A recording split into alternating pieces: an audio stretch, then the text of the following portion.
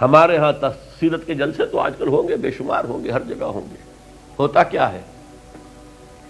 آپ کی عظمت بیان ہو رہی ہے، آپ کی کالی کملی کا تذکرہ ہو رہا ہے، آپ کی سرمئی آنکھوں کا حسن بیان کیا جا رہا ہے، آپ کی زلفوں کی یہ ہے، یہ تو نہیں ہے،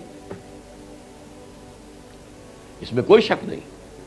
تمام انبیاء اور رسول کو جو کمالات عطا ہوئے، محمد کو وہ سب عطا ہوئے صلی اللہ علیہ وسلم. اس نے یوسف دم عیسیٰ ید بیضا داری آنچ خوبہ ہمد آرنگ تو طلحہ داری. لیکن حضور فرماتے ہیں تمام نبیوں اور رسولوں نے جو تکالیف برداشت کی، میں نے وہ سب کی سب برداشت کی. یہ کوئی بیان کرتا ہے؟ کیسے بیان کرے؟ اس سے تو کچھ سبق ملتا ہے کہ کچھ تو تم بھی کرو بھائی. یہ کہاں عاشق رسول بنے پھر رہے ہو، کہاں عید میلاد النبی بنا رہے ہو، زمین و آسمان کے کلابے اللہ سے بھی اوپر کر رہے ہو راتوں کے اندر. یہ نہیں ہے محمد سے نسبت اور تعلق کا معاملہ. اب آپ دیکھیے، جو اب واقعاتی انداز میں تو جانے کا وقت ہے نہیں نا، لیکن ایک بات آپ کو بتا دوں، دشمنوں نے اقرار کیا ہے کہ تاریخ انسانی کا عظیم ترین انقلاب محمد نے برپا کیا صلی اللہ علیہ وسلم. M N Roy of India, member of communist international, اس نے 1920 میں تقریر کی لاہور میں بریڈلا ہال میں، دی ہسٹوریکل رول آف اسلام. وہ کتاب اب بھی انڈیا میں چھپتی ہے. اس نے کہا تاریخ انسانی کا عظیم ترین انقلاب محمد نے برپا کیا صلی اللہ علیہ وسلم.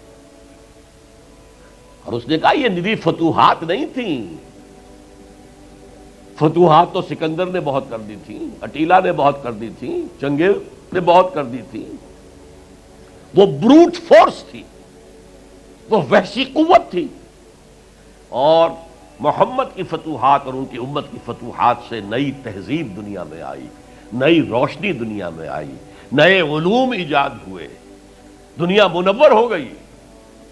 بہت عمدہ کتاب ہے ہسٹوریکل رول آف اسلام. 1980 کے قریب کتاب چھپی امریکہ میں، دی 100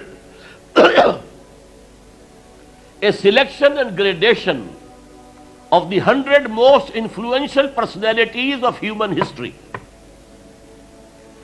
تاریخ انسانی کا دھارا بہتا ہے، ہم بھی اس میں بہ رہے ہیں، جدھر بہ رہا ہے ہم بھی بہ رہے ہیں. چلو تم ادھر کو ہواؤ جدھر کی. کچھ لوگ ایسے ہوتے ہیں کہ جو دھارے کا رخ بدلتے ہیں. بہنے والے تو سب ہیں، لیکن اس دھارے کے رخ کو بدلنے والا کوئی ہوتا ہے. تو ڈاکٹر مائیکل ہارٹ نے پہلے 100 آدمیوں کا انتخاب کر لیا جنہوں نے تاریخ کے دھارے کا رخ موڑا ہے. سلیکشن، پھر گریڈیشن. ان میں سب سے زیادہ جس نے موڑا ہے، جس سے سب سے زیادہ مؤثر ہوا، وہ کون؟ نمبر 1، پھر نمبر 2، پھر نمبر 3، 100 تک چلا گیا. نمبر 1 پر حضور کو لا رہا ہے. عیسائی ہے اور ابھی تک کوئی اطلاع نہیں ہے اس کے اسلام لے آنے کی. زندہ ہے، مینہٹن میں رہتا ہے. اس نے پھر اس کی وجہ بیان کی کہ naturally I own an explanation. Jesus کو جسے خدا مانتے ہیں اسے نمبر 3 پہ لے گیا، حضور کو نمبر 1 پر. اور جواب کیا دیتا ہے؟ ایکسپلینیشن کیا ہے؟ This is because he is the only person supremely successful in both the religious and secular fields. جتنے بڑے لوگ دنیا میں ہیں وہ یا ادھر اونچے ہیں تو ادھر کچھ نہیں، ادھر اونچے ہیں تو ادھر کچھ نہیں. بڑے حکمران، بڑے فاتح، اخلاقی اور دینی اور روحانی اعتبار سے 0 بلکہ مائنس. بڑے مذہب، اخلاقی تعلیمات، روحانی تعلیمات بہت اونچے، گوتم بدھ، حضرت مسیح، لیکن ریاست، حکومت، سیاست 0. ایک ہی شخص ہے، ایک شخص. کتنی بڑی سچائی اس کے قلم سے نکلی ہے. دی only person supremely successful in both the religious and the secular fields. بہرحال یہ سمجھیے کہ تکمیل رسالت کا یہ مرحلہ ہے، یہ مظہر ہے۔ اگر حضور نے اس کو قائم کر کے نہ دکھایا ہوتا تو کہا جا سکتا تھا کہ ٹھیک ہے جی نظام تو بڑا اچھا ہی ہے، لیکن یہ انہونی بات ہے، بھلا کوئی بات ہے؟ سید القوم خادمہم، قوم کا سردار خادم ہوتا ہے، شاعری ہے یہ، اچھا شعر کہہ دیا ہے۔ لیکن محمد نے وہ نظام قائم کیا جہاں ابو بکر اور عمر خادم تھے، چٹائیوں پر بیٹھتے تھے، پیوند لگے ہوئے کپڑے پہنتے تھے،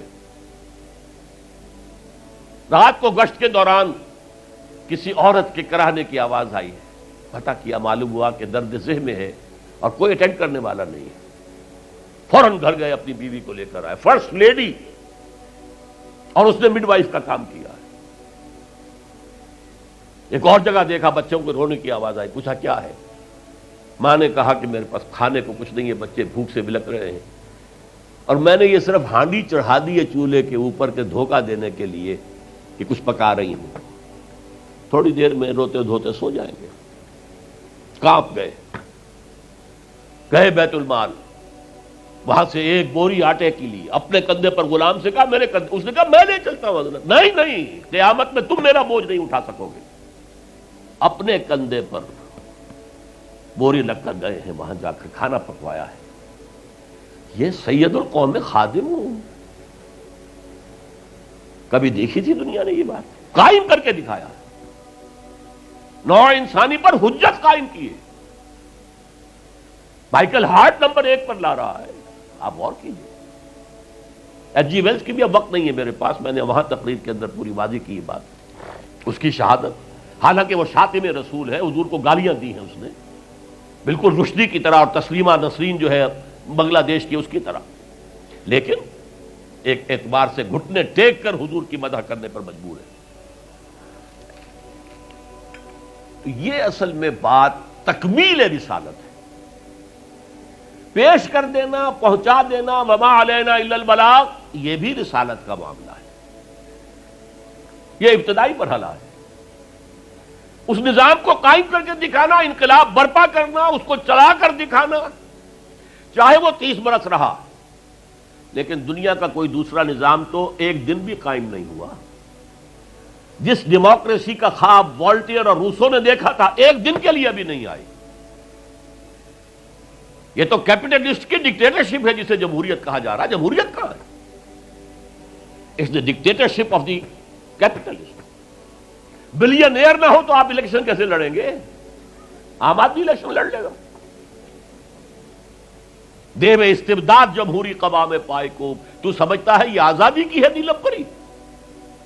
ہم نے خود شاہی کو پہنایا ہے جمہوری لباس، ابلیس کا ایک مشیر کہہ رہا ہے، ہم نے خود شاہی کو پہنایا ہے جمہوری لباس، جب ذرا آدم ہوا ہے خود شناس و خود نگر، آدمیوں میں اپنے حقوق کا ذرا احساس، اور یہ احساس محمد نے پیدا کیا صلی اللہ علیہ وسلم۔ اس کے تحت انہوں نے کہا اچھا وہ انسانی حاکمیت ٹنوں کے حساب سے فرعون کے سر پہ رکھی ہوئی تھی، گندگی، اب ہم نے کیا کیا، وہ تولا تولا سب میں بانٹ دو، گندگی تو گندگی رہے گی، نجاست تو نجاست رہے گی۔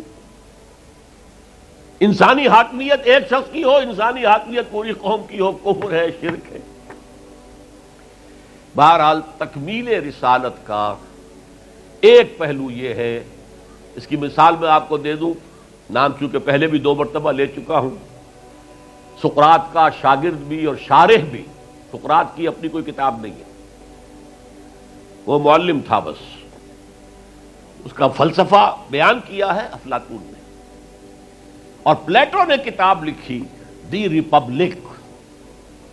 اب دیکھیے آج سے 2500 سال پرانی کتاب ہو گئی، حضرت عیسیٰ سے 300-400 برس پہلے، کتاب اتنی زوردار ہے آج تک زندہ ہے، ورنہ کتابیں ختم ہو جاتی ہیں، وہ تو کوئی زوردار کتاب ہو تو زندہ رہے گی۔ نقشہ پیش کیا ایسے ہونا چاہیے، نظام حکومت ایسا ہونا چاہیے، فلاں ایسا ہونا چاہیے، فلاں ایسا ہونا چاہیے، لیکن وہ نظام ایک دن کے لیے بھی دنیا میں کہیں قائم نہیں ہوا، لہذا اسے کیا کہیں گے؟ یوٹوپیا ہے، ایک خیالی جنت ہے۔ حضور نے بھی خیالی جنت پیش کر دی ہوتی، قائم کر کے نہ دکھاتے تو وہ حجت نہیں بن سکتی نوع انسانی۔ تکمیل رسالت، نہ حضرت ابراہیم کے ہاتھوں کہیں نظام قائم ہوا، حالانکہ ابو الانبیاء، خلیل اللہ، امام الناس، انی جاعلک للناس اماما واتخذ اللہ ابراہیم خلیلا، نظام تو نہیں بنا، نہ موسیٰ کے ہاتھوں نہ عیسیٰ کے ہاتھوں علیہم الصلوۃ والسلام۔ یہ صرف محمد الرسول اللہ صلی اللہ علیہ وسلم کا مقام ہے کہ آپ نے ایک عظیم انقلابی جد و جہد، میری کتاب لے کر پڑھ لیجئے اگر تقریریں نہ سنی ہو، تقریروں میں مختصر مفصل منہج انقلاب نبوی، اتنا عظیم کارنامہ، عظیم ترین انقلاب جو برپا کیا 23 برس کے اندر حضور نے، اس کے منہج کیا تھا، منہاج کیا تھا، طریقہ کار کیا تھا، اسے سمجھیے۔ منہج انقلاب نبوی میری کتاب ہے، 400 صفحے کی، سیرت کا انالیسس ہے، سیرت کا 6 steps of revolutionary process as deduced from the سیرہ of the prophet، اس کو فلسفہ سیرت کہیں گے ہم، تو پڑھیے اس کتاب۔